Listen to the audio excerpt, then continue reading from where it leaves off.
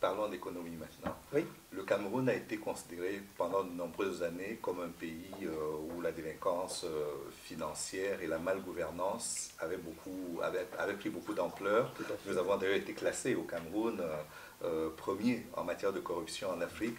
Cela a provoqué l'opération Épervier. Quelle lecture avez-vous de cette opération et des résultats qu'elle a pu obtenir en matière de lutte contre la corruption et la malgouvernance? J'ai déjà dit à plusieurs reprises que l'opération Épervier me laisse perplexe. Et ma perplexité ne s'est pas dissipée. Parce que la manière dont cette opération est menée donne l'impression par moments qu'elle est à tête chercheuse, on cible certaines personnes, et d'autre part qu'elle a un caractère politicien. C'est-à-dire qu'on choisit des moments particuliers pour remettre l'opération en mouvement. Alors même que les faits s'accumulent. Depuis plusieurs années, on n'agit pas et on attend une période particulière de la vie politique pour remettre l'opération en mouvement. Tout cela met mal à l'aise. Et donc, je suis d'autant plus mal à l'aise vis-à-vis de l'opération Épervier que je n'ai pas le sentiment que cela a fait reculer la corruption. J'ai l'impression qu'il n'y a jamais eu autant de corruption au Cameroun que ces dernières années. C'est-à-dire après le lancement de l'opération Épervier. Donc à un moment donné aussi, celui qui a déclenché l'opération doit faire le bilan, évaluer, et voir pourquoi ça ne lui permet pas d'atteindre les objectifs, si tant est que les objectifs justement de l'opération, c'était vraiment de mettre un terme à la corruption.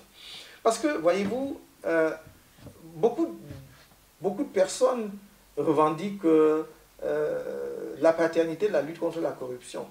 Si on leur concède cela, la question c'est où est-ce que cela nous amène? Quel est l'impact de ce qu'on a pu faire jusqu'à présent sur le niveau de la corruption au Cameroun? Je crois que si on mesurait, puisque ces organismes qui font le classement se basent sur ce qu'ils appellent l'indice de perception. Si on mesurait vraiment sérieusement l'indice de perception aujourd'hui, je crois que nous serions encore pas numéro 1, nous aurions une position, disons, inclassable, parce qu'on sera vraiment au-dessus de tout le monde, parce que la corruption au Cameroun n'a cessé de gagner en ampleur. Voyez-vous, vous avez suivi comme moi l'actualité camerounaise avec des membres du gouvernement qui ont été interpellés récemment et qui sont détenus. Quand on vous dit les montants qui leur sont réclamés, ou en tout cas qu'on leur attribue, ça donne le tournis dans un pays sous-développé, où il manque d'infrastructures sanitaires correctes, dans les régions, dans les campagnes, où il manque des structures, des établissements scolaires, dans certains villages où les enfants s'assoient par terre pour suivre les cours, où on a pour salle de classe 4 piquets avec une toiture en natte ou en chaume. Donc il y a un vrai problème. Et pour moi, il est urgent qu'on fasse le point de l'opération Épervier, que l'on voit ce qui n'a pas marché, si tant est que l'on voulait que ça marche, et qu'on rectifie le tir. Et parmi les outils, les instruments qu'il faut activer, parce qu'ils sont par ailleurs prévus par notre Constitution, il y a la déclaration des biens et avoirs. Je crois que c'est absolument fondamental. L'article 66 de la Constitution rend cela obligatoire à tous ceux qui ont la charge publique, des charges publiques d'un certain niveau, et qui, d'une manière ou d'une autre, sont impliqués dans la gestion des fonds publics. Et non seulement au sein de l'exécutif, mais également au sein du Parlement, et y compris des sociétés d'État et sociétés parapubliques dans lesquelles l'État a des actions, dont le spectre est large. Et je pense que si on mettait vraiment en mouvement l'article 66, ça pourrait aider. Or, lorsque j'étais au gouvernement, nous avons élaboré, et la loi a été adoptée en 2006, la loi d'application de l'article 66 de la Constitution. On ne le dit pas assez, parce que souvent on dit « Ah oui, il faut appliquer l'article 66 ». Non, c'est la loi de 2006 qu'il faut appliquer, parce que l'article 66 est déjà appliqué. Parce que la loi de 2006 est une loi d'application de l'article de 2006. Maintenant, il faut appliquer la loi de 2006 comment? En signant le décret présidentiel que nous avons également préparé à l'époque, n'est-ce pas? Et qui est sur la table du président de la République. Il lui suffit de signer et on mettrait en place le comité de déclaration des biens et avoirs et chacun pourrait aller déclarer ses biens et avoirs. Et moi, je serais tout heureux d'aller déclarer mes biens et avoirs. Si je suis président de la République du Cameroun demain, je signerai ce décret et je l'appliquerai à moi-même. C'est-à-dire que le comité sera mis en place et je serai le premier à déclarer mes biens et avoirs. Pourquoi? Parce que je veux que les Camerounais connaissent ma fortune avant que je ne sois président de la République. Et qu'ils puissent voir, lorsque je quitterai le pouvoir, quel est le niveau d'accroissement de ma fortune par rapport à ce que l'État met à ma disposition officiellement. Je crois que c'est de bonne moralité publique, c'est de bonne gouvernance d'avoir de telles pratiques. Maintenant, il y a tout un ensemble d'autres mesures qui peuvent être prises pour accompagner la lutte contre la corruption. Il y a des mesures préventives. Je crois qu'il y a des organismes au Cameroun qui essayent de faire cela plus ou moins bien, mais il ne suffit pas d'essayer d'aller dans les écoles maternelles pour dire qu'il ne faut plus frauder ou faire ce qui est mal, alors que les mêmes enfants vont trouver que les parents ont des comportements tout à fait contraires. Parce qu'un parent qui, lorsque son fils ou sa fille a échoué, va voir le directeur d'établissement pour qu'on l'inscrive quand même en année supérieure, ce n'est pas la corruption peut-être au sens où on le définit, mais c'est quand même, du point de vue de l'éthique ou de la moralité publique, c'est condamnable au moins autant que la corruption. Donc il faut que ces mesures préventives soient mises en place. Et parmi les mesures préventives, je vois aussi la nécessité d'une plus grande rotation au sein de l'administration. Par exemple, le corps de la magistrature est décrié comme étant corrompu. Il faudrait donc retrouver l'habitude qui voulait qu'un magistrat ne reste pas en place plus de 3 ans, au même poste. Parce que quand vous laissez un magistrat fondre dans le paysage de la localité où il devient un notable local, tout le monde le tape sur l'épaule ou dans le dos, et effectivement, lui-même ne fait plus le départ entre le justiciable et le juge qu'il est. Il ne peut plus juger de façon objective et impartiale. Et parfois, les réseaux se mettent en place. Parfois, le juge lui-même est de bonne moralité, mais ce sont les gens qui l'approchent. Et à force de l'approcher, peut-être il cède. Mais il ne cédera que parce qu'il a mis longtemps. Parce que s'il est là 3, 4 ans, et on fait la rotation, l'envoie ailleurs, il n'aura jamais le temps quelque part vraiment de prendre racine. C'est quelques mesures qu'il faut mettre en place. On peut en imaginer d'autres. Parlons maintenant de la jeunesse. Aux premières années de l'indépendance du Cameroun, la jeunesse était présentée comme le fer de lance de la nation. Or, c'est cette jeunesse qui est quand même majoritaire dans le pays, qui subit majoritairement le chômage aussi. Est-ce que vous avez des solutions pour cette jeunesse? Oui. La jeunesse camerounaise est sinon mon principal sujet de préoccupation, mais un des sujets majeurs, un de mes sujets majeurs de préoccupation. Elle est nombreuse et nous avons la chance qu'elle soit talentueuse. Et c'est ce qui, si vous voulez, me donne espoir, parce qu'avec une jeunesse aussi créative, vraiment aussi talentueuse, et je ne le dis pas par pur patriotisme ou nationalisme étriqué, la jeunesse camerounaise est talentueuse. Il faut l'encadrer, il faut lui donner sa chance. Oui, je vais vous l'expliquer. Je me souviens, j'étais à un meeting à Tchang. Et il y a justement une équipe de jeunes qui est venue chanter pour nous. Pas chanter mes louanges, ils disaient « Donnez-nous notre chance et nous allons vous montrer qu'on peut ». Donc, un de mes objectifs, c'est de donner à la jeunesse camerounaise sa chance. Et comment? D'abord, à travers l'éducation. Il y a l'éducation pour ceux qui entrent dans le système, dans le circuit éducatif, c'est-à-dire les enfants, les jeunes. Mais il y a également l'éducation pour ceux qui sont déjà sortis du système éducatif diplômé. Et il y a l'éducation pour ceux qui sont sortis du système éducatif sans être diplômés. Donc qui ne sont pas allés loin, comme on dit à l'école, qui sont sortis très tôt du circuit scolaire. Voilà les 3 composantes. Si je prends la première composante, il faut réformer radicalement le système éducatif camerounais actuel, qui a été mis en place à l'indépendance, qui a répondu aux attentes efficacement. Il a donné de bons résultats. Moi-même, j'en suis un produit. Mais il n'est plus adapté au monde actuel parce que ce système éducatif formait des Camerounais pour prendre la relève des cadres expatriés, aussi bien au sein de l'administration que dans le secteur privé. Donc, c'était pour manager.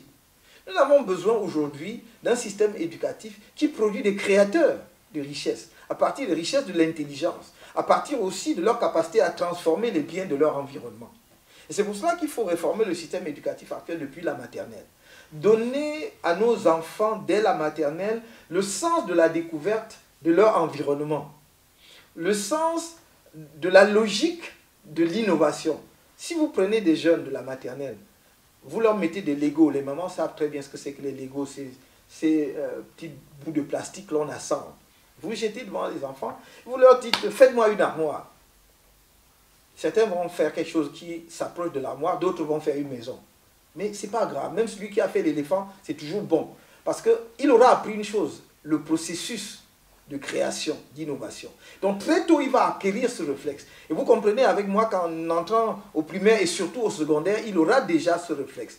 Nous voulons introduire dès l'école primaire, avec une amplification au secondaire, l'enseignement des matières scientifiques et techniques, mathématiques. Les Camerounais sont très doués pour cela, vous le savez.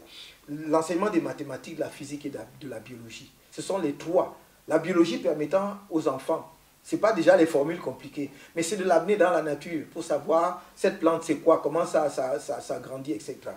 Les mathématiques parce que c'est la logique qui sous-tend tout le reste.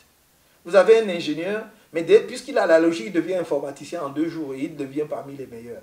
Et la physique parce que c'est ça qui construit les biens de notre environnement. Nous voulons que nos enfants, dès le secondaire, dès le primaire, mais également à partir du secondaire, commencent à rentrer dans la phase d'application. Moi, j'ai vu ici, dans ce pays, des jeunes qui, au début de l'année, s'étaient donnés pour travaux pratiques avec leurs professeurs du secondaire, d'un lycée, la construction d'un drone, d'un petit avion qui vole à la fin de l'année. Et à la fin de l'année, il avait construit, je vous parle d'élèves du secondaire. Et alors que chez nous, ça apparaît comme quelque chose encore d'inapprochable. Encore que, heureusement, il y a des jeunes Camerounais qui n'attendent pas, ils s'y lancent. Donc, nous voulons faire cela. Dans le système, dans l'enseignement supérieur, nous voulons des universités que je voudrais créer au Cameroun demain. Ce ne sont pas des universités généralistes, nous en avons déjà. Je crois beaucoup trop d'ailleurs, à mon avis. Donc, on va créer des universités de sciences et de technologie. En particulier, en commençant évidemment par les 2 principales métropoles du pays pour compléter le dispositif qui existe, mais également, en particulier dans les régions qui ne sont pas encore dotées d'universités, les chefs de région. On va mettre en place des universités de sciences et technologies et orienter de plus en plus massivement. Parce que vous aurez introduit les sciences dès le primaire, le secondaire, ils n'auront plus de difficultés pour être admis dans les filières scientifiques, dans les universités de sciences et technologies. Voilà pour le tronc central. Je termine d'ailleurs sur ce point en disant qu'en ce qui nous concerne, toutes les écoles d'ingénieurs financées par l'État et les centres de recherche seront sous contrat de performance avec l'État du Cameroun, si nous sommes présidents de la République, pour définir un projet précis d'un bien qu'ils vont réaliser, sur une durée déterminée. Ça peut être 3 ans ou 5 ans. Nous mettrons en place, 6 ans, l'équipe qu'il faut, les moyens qu'il faut, pourvu que sur la durée, ils nous produisent ce qu'on demande. Le résultat, c'est que avec le talent, le génie que nous avons au Cameroun et que nous avons dans la diaspora camerounaise, ici en France, en Allemagne, n'est-ce pas, qui font tourner par exemple les usines automobiles, je ne vois pas pourquoi nous n'aurions pas un modèle automobile camerounais, quitte à nous attacher un partenaire stratégique qui nous aide à construire des véhicules en grand nombre. Donc c'est ça que nous voulons atteindre. Et les centres de recherche et les écoles d'ingénieurs qui ne pourront pas atteindre ces objectifs ne recevront pas de financement public pour leurs projets de recherche. Ça c'est clair. Donc il faut que l'on cesse d'apprendre à nos enfants dans les écoles d'ingénieurs à résoudre les équations que Einstein lui-même a oubliées ou qui n'a pas voulu résoudre et qui n'aident personne. Alors que nous avons besoin de solutions, par exemple, pour le transport d'énergie, pour régler le problème d'accès à l'eau potable, etc., l'assainissement et beaucoup d'autres choses. Voilà. Donc voilà pour le tronc central de l'éducation traditionnelle. À côté de cela, nous avons le deuxième pilier de l'éducation qui est la formation professionnelle. J'entends par là des structures de formation que nous allons appeler des instituts professionnels. Instituts professionnels qui sont créés dans les 58 départements du Cameroun. Il y a 58 départements au Cameroun. Chaque département sera doté d'un institut de formation professionnelle. Quelle est la fonction d'un tel institut? C'est que nous avons observé que beaucoup de nos jeunes sont sortis justement des filières traditionnelles des universités. Ils n'ont aucun métier. Ils ne peuvent être recrutés nulle part. Ils sortent. Vous avez de nombreux jeunes Camerounais qui sont diplômés, qui ont une maîtrise, même Master 2, en droit, sciences économiques, lettres, sciences humaines, littérature américaine, française, anglaise, tout ce que vous voulez, espagnol, italien, chinois, mais qui ne trouvent pas d'emploi. Nous avons dit, ils étaient dans un couloir, nous allons leur permettre de changer de couloir. Et ce qui leur permet de changer de couloir, c'est un pont. Ce pont, c'est la formation. C'est l'Institut de formation professionnelle, où la durée de formation ne dépasse pas 24 mois, en fonction de la filière et du niveau de l'apprenant. Et donc, si vous avez déjà un certain niveau de formation, par exemple en sciences économiques, et vous voulez devenir électricien, nous estimons qu'au bout de 12 mois, 18 mois, peut-être 24 mois maximum, vous serez électricien, ingénieur ou technicien, parce que vous aurez un niveau de compréhension qui ne vous impose pas de commencer comme le jeune qui vient d'avoir le bac, c'est-à-dire de faire 3 ou 4 ans. Donc, nous allons les mettre dans un couloir où ils peuvent trouver un emploi. Maintenant, donc ça, c'est ce que j'appelle le deuxième pilier. Donc, créer des établissements. C'est un choix difficile parce qu'il est coûteux. Mais ça dépend de ce qu'on veut faire de son pays. Quand on a une ambition pour son pays, on ne choisit pas les solutions de facilité. Car la solution de facilité, c'est de faire ce qu'on fait aujourd'hui. C'est de créer les lycées d'enseignement général, les CES, partout, dans tous les coins. D'ailleurs, qu'on ne construit pas. La plupart du temps, on laisse à l'élite du coin s'il a l'argent de le faire. Et souvent, il n'y a pas de professeur d'ailleurs pour enseigner. Nous voulons avoir un vrai programme. À partir justement des écoles de formation, des professeurs d'enseignement technique, plus maintenant les structures de formation professionnelle avec de vrais laboratoires et ateliers. Une des choses que nous avons, avant d'aller au troisième pilier, que nous avons perdu à ne pas bien voir ce qui se passait dans la zone anglophone, c'est que tous les collèges, établissements scolaires de la zone anglophone avaient des ateliers. Quand un jeune anglophone faisait la chimie, il faisait des manipulations en laboratoire. Quand il avait un cap en chimie, je peux vous dire qu'il était capable de fabriquer énormément de choses. Aujourd'hui, vous avez des gens qui ont une licence, quelqu'un a une licence en informatique, bah, il ne sait pas comment on utilise un ordinateur parce qu'il n'en a jamais utilisé vraiment un. Donc nous voulons effectivement que les jeunes Camerounais aient ces outils-là. Le troisième pilier de notre formation, c'est pour les jeunes Camerounais qui ont quitté très tôt le système scolaire. Vous en avez qui n'ont pas le CEP, ou qui ont fait l'élémentaire, moyen et tout ça. Pour nous, ce ne sont pas des Camerounais perdus. Il faut les remettre, c'est des jeunes Camerounais qu'il faut mettre dans le circuit de production. Et comment vous le faites? C'est de construire dans les 360 communes du Cameroun ce que nous appelons des centres de métiers, qui sont différents des instituts de formation professionnelle. Les centres de métiers, c'est des lieux où des gens expérimentés, qui peuvent même être des artisans qui ne sont pas allés à l'école, ou des gens qui sont allés à l'école, qui sont à la retraite, qui ont quelque chose à transmettre, un savoir-faire pratique à transmettre, vont justement pour animer la formation des jeunes Camerounais, pour faire des apprentissages de courte durée, qu'on fera d'ailleurs en liaison avec les employeurs, avec les entreprises, pour des périodes qui ne doivent pas non plus dépasser 24 mois. Ça peut aller de 3 mois à 24 mois. Si nous voulons par exemple que le commerce camerounais soit performant, que le tourisme camerounais soit performant, il faut un personnel qui sait sourire, qui sait accueillir, et qui ne fait pas l'économie justement de son sourire quand il est face à un client. Parce que c'est ce que ce client paye qui lui permet d'avoir son salaire à la fin du mois. Et donc, nous voyons qu'aujourd'hui, les commerces camerounais, ou bien un hôtel, bon, j'ai construit un hôtel et j'ai ma nièce au village, je vais la chercher au quartier. Mais elle n'a aucune formation pour être à l'accueil. Donc, le client qui franchit le seuil de l'hôtel, il a l'impression qu'il a un problème avec l'hôtel, alors qu'il n'y a aucun problème. C'est simplement qu'elle ne sait pas qu'il faut sourire. Donc, nous pensons qu'on ne doit plus vendre dans un supermarché au Cameroun si on n'a pas fait 3 mois de formation pour avoir une attestation de vente. Voilà. Parce que quand vous franchissez un magasin ici, disons, la vendeuse vous sourit jusqu'aux oreilles. Et comme je dis toujours à mes compatriotes camerounais qui sont voilà, très, très ingénieux, ils croient que c'est pour lui. C'est parce qu'il est le plus beau. Non, ce n'est pas pour vous. Elle veut que vous dépensiez de l'argent parce qu'elle va ainsi gagner son salaire. Donc, voilà le troisième pilier. Ce sont des centres de métiers où vous pouvez avoir métier coiffeur, staffeur, électricien, ébénisterie, faites tout ce que vous voulez qui va donner des métiers à nos gars. Pour que d'ailleurs les produits de l'artisanat camerounais soient effectivement mieux faits. Ça, ce n'était que le premier pilier de l'éducation, parce que le deuxième pilier, pardon, le troisième pilier, ça c'était le deuxième, parce que le troisième pilier, c'est la recherche et l'innovation. C'est la recherche et l'innovation. Les jeunes Camerounais, je vous ai dit, ils sont talentueux, ils viennent, peut-être, je suis sûr que cela ne vous a pas échappé, de leur propre initiative de mettre en place ce qu'on appelle Silicon Mountains autour de Buea. L'État n'y est pour rien. Si les jeunes Camerounais, par leur propre génie, talent, se disent, enfin, on peut faire quelque chose en commun, on va mettre cela en place. Moi, je ne laisserai pas ces enfants se débrouiller seuls. Je vais mettre en place le cadre que l'on a mis en place, par exemple, au Kenya, qui a permis aux jeunes Kenyans d'exploser sur le plan informatique alors qu'ils étaient loin derrière les jeunes Camerounais. Qu'un jeune Kenyan mette en place le M-Pesa qui permet le transfert d'argent qui est applicable aujourd'hui dans divers pays du monde, y compris en Inde, avec des appellations différentes, c'est quand même génial. Or, si vous mettez en place un cadre où le jeune Camerounais qui est sorti de l'école, ingénieur informaticien, et que sais-je encore, c'est que j'ai une place comme ce studio. Je ne paye pas de loyer, je ne paye pas d'électricité. J'ai un ordinateur avec une grande capacité, avec une unité centrale qui peut tirer.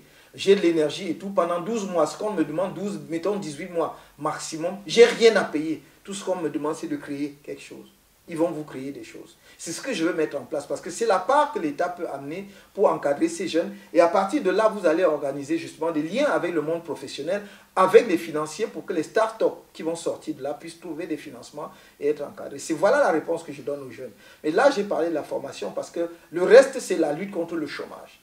Et je vais combattre cela. Mon premier levier, c'est l'agriculture. C'est l'agriculture. Et je vais, si vous me permettez, je décline un peu parce que c'est important. L'agriculture, c'est un vivier extraordinaire au Cameroun parce que nous avons le deuxième bassin hydrologique en Afrique après la République démocratique du Congo. Le Cameroun est le pays qui est traversé par le plus grand nombre de cours d'eau ou bien le pays où la plupart des cours d'eau prennent leur source. Cette eau coule, comme on dit chez nous, gratuitement et va se jeter en mer. Est-ce que vous avez déjà vu l'irrigation au Cameroun? Il n'en existe presque pas. À part la petite irrigation que l'on peut trouver à l'extrême nord, dans la Sembrie, à la Sembrie. Et c'est malheureux, j'étais à Bafia, à un meeting. C'est une zone plane où on peut mécaniser l'agriculture. C'est une zone de très grande production d'agrumes. Les quelques oranges que l'on mange à Yaoundé et ailleurs viennent en grande partie de Bafia. C'est une zone où on produit parmi les meilleurs ananas du Cameroun. C'est une zone où l'on produit des ignames, où on produit plein d'autres choses. Pourtant, il y a la Sanaga qui coule. Il y a le Mam qui traverse et d'autres cours d'eau. Et là-bas, à Bafia, on manque de l'eau potable. Il n'y a pas d'eau. Et il n'y a aucun hectare d'agriculture irriguée. Et ça, nous allons mettre un terme à cela. Parce que la nature ne peut pas nous avoir dotés de manière aussi exceptionnelle et que les jeunes Camerounais manquent l'emploi. Parce que nous allons, rien que dans le Mbam, on peut faire des vergers, des centaines, de milliers d'hectares, par exemple, de production d'oranges. Les oranges que l'on mange au Cameroun tout au long de l'année viennent en grande partie du Nigeria voisin parce que nous n'en produisons pas. Donc ça, vous allez créer de l'emploi avec cela. En formant des jeunes qui vont travailler dans l'agriculture, mais qui vont travailler aussi dans l'agro-industrie. Parce que, je dis toujours, les ananas du Mbam peuvent être exportés à Paris et arriver frais sur la table parce que si vous utilisez l'aéroport de Yaoundé comme un aéroport de fret pour évacuer cela, Bafia est à 120 km de Yaoundé. C'est rien du tout. La route est bonne, bitumée. Donc, vous pouvez faire du fret à partir de Yaoundé et accroître la production des ananas dans le Mbam. Créer de l'emploi. Rien que le conditionnement pour mettre dans les cartons, c'est autant d'emplois, donc une chaîne de valeur que vous créez. Donc, nous allons créer beaucoup d'emplois dans l'agriculture.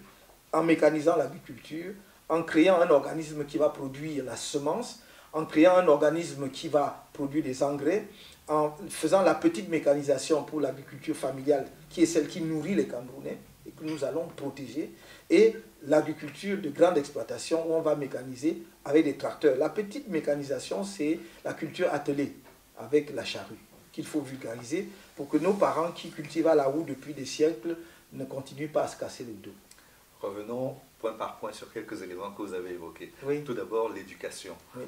Vous avez un programme très ambitieux. Oui. Est-ce qu'on doit sous-entendre par là que vous allez augmenter à la fois le budget de l'éducation nationale et de la recherche scientifique ou de l'enseignement supérieur? Absolument. Nous ne pouvons pas faire autrement. Et j'ai vu justement tous les pays qui ont une ambition de modernisation passent par là. Moi, pour ne prendre que le Nigeria voisin, moi j'y étais lorsque le ministre de la Recherche a mis en place 6 pôles de recherche. Il a dit, j'en fais 6 dans le pays, mais qui vont être au niveau international. C'est-à-dire que la recherche que vous conduisez à Londres ou à Harvard, vous pourrez la conduire au Nigeria. Au lieu d'en faire 36, j'en ferai 6. C'est la logique qui va guider notre politique, par exemple en matière de recherche. Vous aurez toujours des petits centres de recherche partout, mais il y aura des pôles. Ce sont ces pôles-là qui vont tirer le développement technologique du pays. C'est là que nous allons créer nos véhicules, que nous allons créer nos engins, que nous allons faire toute la modernisation, inventer nos iPads de demain et tout le reste. C'est là, c'est dans ces pôles-là. Ce n'est pas partout qu'on le fait à la fois. Parce que nos meilleurs chercheurs vont être aussi concentrés là-bas. Parce que justement, nos meilleurs chercheurs qui sont au pays, mais ceux qui sont restés dans la diaspora vont être en connexion, en articulation avec ces pôles de recherche. Donc nous allons augmenter le budget de l'enseignement. On ne peut pas faire autrement. Parce que si vous voulez mettre en place ce que j'ai appelé les instituts de formation professionnelle, vous augmentez le budget parce que ça vous coûte 5 à 10 fois le budget d'un lycée ordinaire. Parce que vous devez mettre de l'équipement pour former les ateliers, pour former les jeunes. Donc nous allons augmenter le budget de la recherche. C'est un choix. Et on fait un choix qui n'est pas difficile parce que nous sommes dans un pays où la ressource est mal utilisée. Parce que les gens disent toujours, où est-ce que tu vas trouver l'argent? C'est que l'argent est là. Ils ne veulent pas voir. Diminuer le train de vie de l'État. Combattez la corruption. Bon Dieu, si on nous dit depuis des années que les gens volent des milliards, imaginez que j'injecte cela dans la recherche ou l'enseignement. Imaginez ce que j'injecte cela dans la modernisation de l'agriculture pour créer des filières vraiment organisées. Vous savez, au Zimbabwe, Mugabe, avant qu'il ne soit écarté du pouvoir, avait porté en un an la production de maïs au Zimbabwe de 500 000 tonnes à 2 millions. Il n'avait pas fait de miracle. C'est seulement qu'il avait compris qu'il y avait eu une erreur d'écarter justement ceux qui avaient le savoir-faire technique et l'argent dans la production agricole. Dès qu'il a réintroduit une partie de ces gens-là dans l'agriculture, il y a eu le boom. Donc, au Cameroun, moi j'ai vu lorsqu'on a dit on met en place le plan maïs. Il y avait eu le programme maïs. On a mis des dizaines de milliards de francs CFA. Allez voir si on a augmenté la production de 10 ou 15%. Et je vous ai dit, peut-être pas ici, j'ai dit probablement chez un de vos confrères, que j'ai souligné depuis pratiquement 4 ou 5 ans que nous étions en déficit de la balance commerciale de moins 1200 milliards. Et sur les moins 1200 milliards, il y avait à peu près 600 à 650 milliards d'importation de produits alimentaires. Vous imaginez? Dans un pays donc l'autosuffisance alimentaire n'est plus une réalité au Cameroun. Oui, un pays qui fut le grenier de l'Afrique centrale. L'autosuffisance alimentaire est encore là pour certains produits. Mais on nous a appris, je vais dire, accoutumés à la consommation aussi de beaucoup de produits que nous ne produisons pas. Par exemple, le riz. Or, nous pouvons produire suffisamment de riz pour être autosuffisant et même exporter au Cameroun. Parce que, heureusement, comme je vous disais tout à l'heure, on est un pays béni. Parce que nous avons plusieurs systèmes agroécologiques au Cameroun et chacun d'eux peut produire du riz. La seinerie dans l'extrême nord. Mais à l'ouest, on peut produire du riz. Dans le sud, on peut produire du riz. Au centre, on peut produire du riz. Donc, dans toutes les zones humides du Cameroun, on peut produire du riz. Donc, on peut en produire. Mais est-ce que l'État... Et l'IRAD a mis au point, d'ailleurs, le centre de recherche de l'IRAD a mis au point des variétés améliorées. Donc, est-ce que l'État en fait une priorité ou en fait un objectif? Et si oui, comment s'y prend-il? Et c'est pour cela que j'ai dit qu'il faut mettre en place un semencier national. Parce que si on vous dit il y a des variétés de riz améliorées, le paysan, quand il sort, il dit mais où on trouve ça? On ne trouve nulle part. Donc il faut un organisme qui rend la semence disponible. Et nous allons donc accompagner cela par la mécanisation, la petite et la grande, mais nous allons accompagner cela par la production d'engrais, surtout autant que faire ce peu biologique, pas chimique, parce que nous devons apprendre les leçons, y compris de ces pays. Nous allons également accompagner cela par la sécurité foncière. Et vous allez voir que la production agricole au Cameroun va exploser. Y compris dans les régions où l'on croit que la production est impossible, c'est-à-dire dans la partie septentrionale. Parce qu'il y a des variétés et un type d'agriculture qui est adapté à des zones comme la partie septentrionale du pays que l'on ne produit pas encore aujourd'hui. Donc voilà ce que je voudrais dire à propos de la politique, surtout de la création d'emplois pour les jeunes. Est-ce que le cap pour vous sera de maintenir une agriculture de rente ou de faire une agriculture qui soit utile aux Camerounais pour satisfaire notamment les besoins en matière de consommation locale? Non, c'est pour cela que je vous ai dit mon attachement, et je le souligne, mon attachement à l'agriculture familiale, parce que c'est celle qui nourrit les Camerounais. C'est le maïs, hein, les petites parcelles de 2 hectares qui permettent de nourrir les Camerounais. C'est quelques petits... c'est les pieds de bananiers, plantains et tout ça que l'on récolte tous les jours. C'est quelques plants de macabo ou de manioc qui permettent de nourrir les Camerounais. Donc, au contraire, nous allons justement, comme je l'ai dit tout à l'heure, renforcer cette agriculture familiale en réduisant la pénibilité de la tâche. Et là où c'est possible, en permettant aux populations d'avoir plus facilement accès aux intrants. C'est-à-dire, si nous produisons localement, par exemple un engrais biologique, on peut diminuer les prix pour eux parce qu'on peut subventionner. Il ne faut pas craindre de le dire, l'agriculture européenne est subventionnée, l'agriculture américaine est subventionnée. Je ne vois pas pourquoi nous aurions honte de dire que nous allons subventionner notre agriculture. Donc on peut la subventionner pour être sûr que nous allons satisfaire aux besoins alimentaires. Maintenant, ce que vous Sans appelez vous attirer les foudres de l'OMC, l'Organisation mondiale du commerce. Pourquoi est-ce que les autres n'attirent pas les foudres de l'OMC? La subvention, ce n'est pas de mettre une caisse d'argent quelque part. Si je dis que je facilite l'accès aux intrants à mes paysans, pourquoi est-ce que vous allez dire que font les autres pays? Je vous ai cité, je n'ai pas caché les noms, j'ai dit l'agriculture américaine est subventionnée, tout le monde le sait. L'agriculture européenne, d'ailleurs la politique agricole commune, ne marche qu'à cause des subventions, vous le savez. Lorsque un fermier européen a la moindre difficulté, on crie vers Bruxelles, n'est-ce pas, pour avoir des subventions. C'est même dans la politique agricole commune, le mot subvention, ce n'est pas moi qui l'invente, pardon. Pourquoi est-ce que j'aurais des scrupules à faire cela alors que... Est-ce que vous savez que l'agriculture africaine est subventionnée à 0 francs? Ce n'est pas du tout subventionné. Et nous allons faire la compétition avec une agriculture subventionnée au niveau mondial. Non. Donc ça, c'est la première chose. L'agriculture de rente, je ne l'élimine pas. Ça d'ailleurs dépend de ce qu'on appelle rente, parce qu'on ne va plus l'appeler comme cela. Puisque nous voulons, par rapport à notre propre production, développer des filières locales de transformation. C'est-à-dire que ça ne veut pas dire qu'on va tout transformer. Si nous produisons 500, 600, 800 000 tonnes de cacao, nous n'allons pas tout transformer localement. Mais il faut qu'on puisse transformer 200 000 tonnes pour avoir davantage de valeur ajoutée et exporter le reste parce que c'est aussi une façon pour nous de gagner des devises. Donc on va continuer à développer cette agriculture-là, mais en la combinant avec l'agriculture traditionnelle qui est celle qui tient et permet à notre pays de vivre en paix.